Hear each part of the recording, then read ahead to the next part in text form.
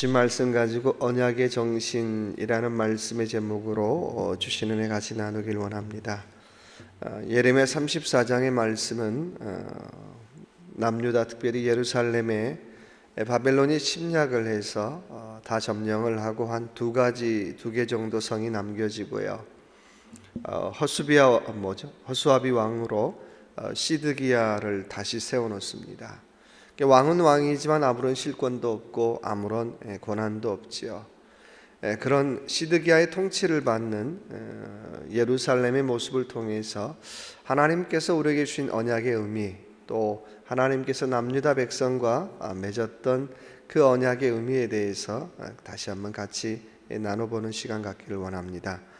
오늘 18절의 말씀 보면 송아지를 둘에 쪼개고 그 두 사이로 지나서 내 앞에서 언약을 세우고 그 말을 실행치 아니하여 내 언약을 범한 너희를 곧 쪼갠 송아지 사이로 유다 방백들과 예루살렘 방백들과 환관들과 제사장들과 이 땅 모든 백성을.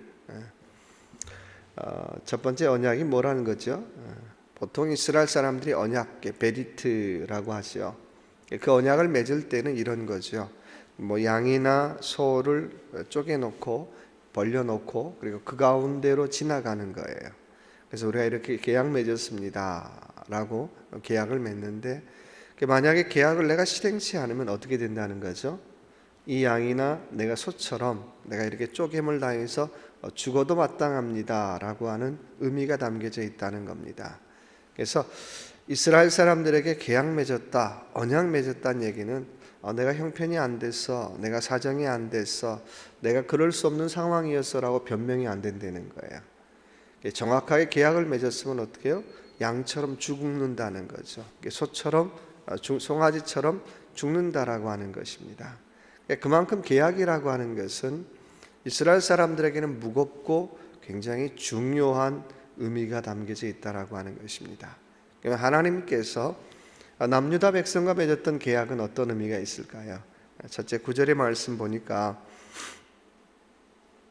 그 언약은 곧 사람으로 각기 히브리 남녀 노비를 놓아 자유케 하고 그 동족 유다인으로 종을 삼지 못하게 한 것이다 라고 말씀하고 있습니다. 언약의 첫 번째 정신이 있다면 뭡니까? 동족을 귀하게 여기라는 거죠. 그래서 이웃들을 귀하게 여기라고 하는 거예요. 그 언약이 어떤 언약이 되었든지 간에 그 언약의 정신은 이웃들을 귀하게 여겨라. 특별히 누구를요? 너희 민족은 종 삼지 말아라. 같은 히브리 사람인데 히브리 사람을 종 삼고 있다는 거예요. 근데 히브리 사람들이 종이 될 때는 거의 뭡니까? 한 가지 정도겠죠. 경제적인 이유 때문에 돈을 빌려서 갚지 못하거나 그런 조건들이 많잖아요. 네. 그런 상황 속에 있는 같은 히브리 사람들을 종 삼지 마라. 로마서 14장 10절에도 이렇게 말씀하세요. 너희가 형제를 업신 여기지 마라. 하나님의 심판대 앞에 설 날이 있을 것이다 라고 표현하고 있습니다. 그만큼 형제, 특별히 동족에 대해서는 어떻게 해요? 귀하게 여겼으면 좋겠다. 이웃을 귀하게 여겼으면 좋겠다라고 하는 것이 언약의 첫 번째 정신이고요. 오늘 본문에서 첫 번째 정신이라는 얘기입니다. 두 번째는 11절의 말씀 보니까 후에 그들의 뜻이 변하여 자유케 하였던 노비를 끌어다가 다시 복종시켜 노비를 삼았더라. 두 번째 언약의 정신이 있다면 역지심지의 마음을 가지라는 거예요.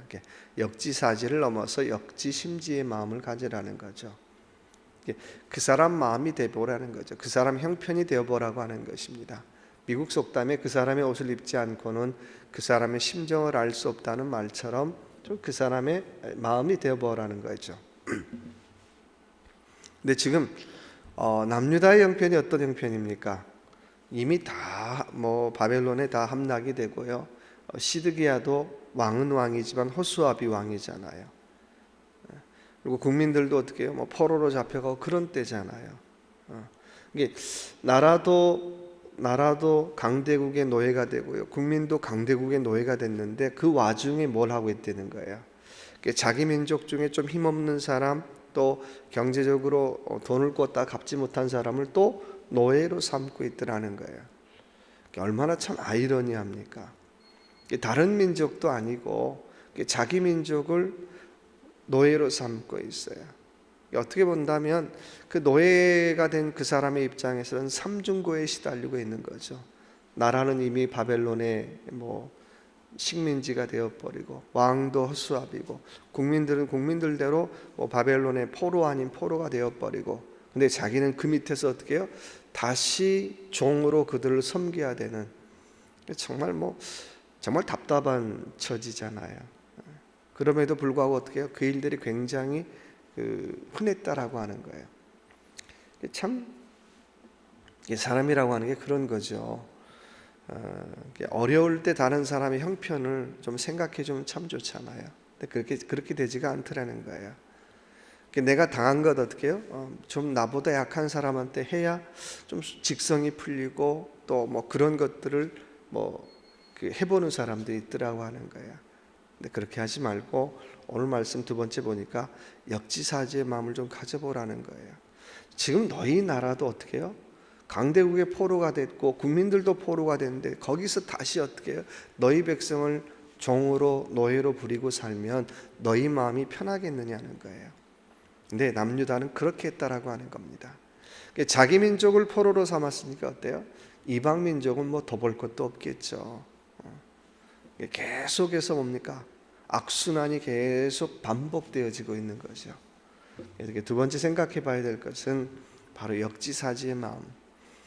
내가 하나님 앞에 언약을 기억한다는 것, 또 언약의 정신을 지킨다라고 하는 것은 역지사지의 마음을 갖는 것.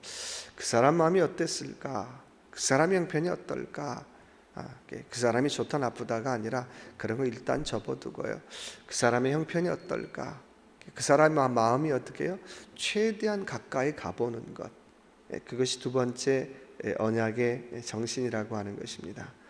세 번째는 16절의 말씀 보니까 너희가 내 뜻을 변하여 내 이름을 더럽히고 각기 너와 그들의 마음대로 자유케 하였던 노비를 끌어다가 다시 너에게 복종시켜서 너희 노비를 삼았도다. 세 번째, 언약을 깨는 것은 뭐 하는 것이라고 말씀하십니까? 하나님 이름 더럽히는 거라는 거예요.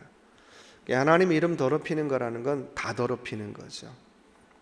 아버지 이름 더럽히면 다 더럽히는 거하고 똑같은 것처럼 언약을 깨는 것은 형편이 그랬습니다, 사정이 그럴 수밖에 없었습니다가 아니라 그건 하나님의 이름을 더럽히는 것이다 라고 말씀하고 있어요. 하나님의 존재를 너희가 부정하는 것이다 라는 얘기하고 똑같은 거죠. 그래서 신앙은 다른 거 아니죠.